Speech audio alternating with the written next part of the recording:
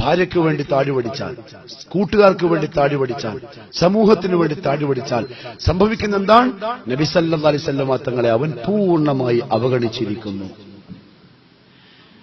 കാരണം ലാ യുഅ്മിനു അഹദുക്കും ഹത്താ അകൂന അഹബ്ബ ഇലൈഹി, ഞാൻ അവന് ഏറ്റവും ഇഷ്ടമുള്ളവനാകുന്നതുവരെ അവൻ യഥാർത്ഥ വിശ്വാസിയാവില്ല.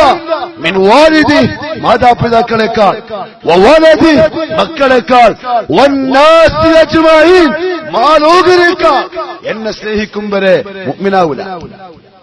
താടി പഠിച്ചിട്ട് നബിതറാലിയിൽ പങ്കെടുത്ത ചെറുപ്പക്കാരാ, നീ പറഞ്ഞ സ്നേഹം കാപട്യത്തിന്റെ സ്നേഹമാണ്. മരിയാണിന്റെ താഴെ വസ്ത്രം ധരിച്ച് നബിതറാലിക്ക് നേതൃത്വം കൊടുത്തവരെ, നിങ്ങൾ പറഞ്ഞ ഹുബ്ബ് വല്ലാഹി മുനാഫിഖിന്റെ ഹുബ്ബാണ്. കാരണം നിന്റെ താടിയിലോ നിന്റെ ഡ്രസ്സിലോ നിന്റെ കോലത്തിലോ ആ ഹുബ്ബ് കാണാനില്ല. ഹുബ്ബ് എന്ന് പറഞ്ഞാൽ എന്താ? ഒരു കഴിവാടില്ലേ? തഅസൽ ഇലാഹ വ അൻത തുദ്ഹിറു ഹുബ്ബഹു ഹാദാ ലഉംരി ഫിൽ ഖിയാസ് ബദീഉ ഇൻ കാന ഹുബ്ബുക സാദിഖൻ ലഅതഅതഹു ഇന്നൽ മുഹിബ്ബ ലിമൻ യുഹിബ്ബു മുതീഉ. എടാ, നീ പറയുന്നു അല്ലാഹുവിനെ എനിക്ക് ഇഷ്ടമാണെന്ന്, പക്ഷേ കുരുത്തക്കേട് കാണിക്കുകയും ചെയ്യുന്നു, അനുസരണക്കേട് കാണിക്കുകയും ചെയ്യുന്നു, എന്നിട്ട് പറഞ്ഞ് എനിക്ക് ഇഷ്ടമാണ്. ഇത് താരതമ്യം ചെയ്യാൻ എനിക്ക് കഴിയുന്നില്ല. കവി പറയാം, ആരാണ് സ്നേഹിക്കുന്നവൻ? ഇൻകാന ഹുബ്ബുക സാദിഖ, നിന്റെ സ്നേഹം സത്യസന്ധമാണെങ്കിൽ ലഅതഅതഹു, നീ അവനെ അനുസരിക്കുമായിരുന്നു. കാരണം ഇന്നൽ മുഹിബ്ബ ലിമൻ യുഹിബ്ബു മുതീഉ, സ്നേഹിക്കുന്നവൻ ആരാണ്? സ്നേഹിതന്റെ വാക്ക് അനുസരിക്കുന്നവനാണ്. മുഹമ്മദ് നബി സല്ലല്ലാഹു അലൈഹി വസല്ലം തങ്ങളെ വേഷത്തിൽ, എന്റെ പൊന്നു ചെറുപ്പക്കാരെ, ദുഃഖത്തോടെ സങ്കടത്തോടെ നോവോടെന്ന് പറഞ്ഞോട്ടെ, ഏതോ സിനിമക്കാരൻ മുട്ടിന് താഴെ വരെ പാന്റ് ധരിച്ചപ്പോൾ മുസ്ലിം ഉമ്മത്തിന്റെ ചെറുപ്പക്കാരന്റെ പാന്റ് മുട്ടിന്റെ താഴെയായി. നെല്ലിയാണിക്ക് മുകളിൽ കണങ്കാടിന്റെ പകുതി വരെ ഇപ്പോൾ പുതിയ തലമുറ പാന്റ് ധരിക്കുന്നു. കാരണം ഏതോ സിനിമക്കാരൻ, ഏതോ അമേരിക്കക്കാരൻ, ഏതോ ജൂതൻ ഉമ്മത്തിനെ അള്ളാന്റെ റസൂൽ 1400 ചില്ലാനും വർഷങ്ങൾക്ക് മുമ്പ് പറഞ്ഞിട്ടും ഉലമാക്കൾ പറഞ്ഞുകൊണ്ടിരുന്നിട്ടും നെല്ലിയാണിന്റെ താഴെ വാശിയോടെ വസ്ത്രമുടുത്തവൻ ഇപ്പോൾ ഏതോ അവരിഷ്ടമുള്ളവൻ ഉടുത്തത് കണ്ടപ്പോൾ ധരിച്ചിരിക്കുന്നു, വല്ലാഹി നീ മുനാഫിഖാണ്, നീ റസൂലുള്ളാഹിന്റെ ഹുബ്ബ് പറയുന്നത് കാപട്യമാണ്, ഒരു സംശയവും വേണ്ട. അള്ളാഹു പറയുന്ന എന്നെയും കേൾക്കുന്ന എല്ലാവരെയും നിഫാഖിൽ നിന്ന് കാക്കുമാറാവട്ടെ.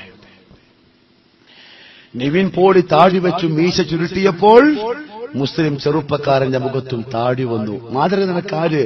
പോളിയോ, നിവിനോ, മമ്മൂട്ടിയോ, ഷാറൂഖ് ഖാനോ, സൽമാൻ ഖാനോ? ആര്? മുഹമ്മദുർ റസൂലുള്ളാഹ്. നീ താടി വെച്ചിട്ട്, നെല്ലിയാണിക്ക് മുകളിൽ വസ്ത്രമുടുത്തിട്ട്, മിസ്വാക്ക് കയ്യിൽ വെച്ചിട്ട്, കുപ്പായം ധരിക്കുമ്പോഴും നടക്കുമ്പോഴും മാർക്കറ്റിൽ പോകുമ്പോഴും തിരിച്ചു വരുമ്പോഴും വീട്ടിൽ കയറുമ്പോഴും വീട്ടിൽ നിന്ന് ഇറങ്ങുമ്പോഴൊക്കെയുള്ള പ്രാർത്ഥനയൊക്കെ പറയുന്നുണ്ടെങ്കിൽ, ബാങ്കിന്റെ ശേഷമുള്ള പ്രാർത്ഥന അറിയാമെങ്കിൽ, ഉറങ്ങാൻ കിടക്കുമുള്ള പ്രാർത്ഥന പറയുന്നുവെങ്കിൽ, വണ്ടി കയറിയുള്ള പ്രാർത്ഥന പറയുന്നുവെങ്കിൽ അത് ഹുബ്ബാണ്. എന്റെ കാപ്പാടുള്ള പ്രിയപ്പെട്ട ഉപ്പമാരെ, ഉമ്മമാരെ, പ്രായപൂർത്തിയെത്തിയ ആൺമക്കളെയും പെൺമക്കളെയും വിളിക്കുക.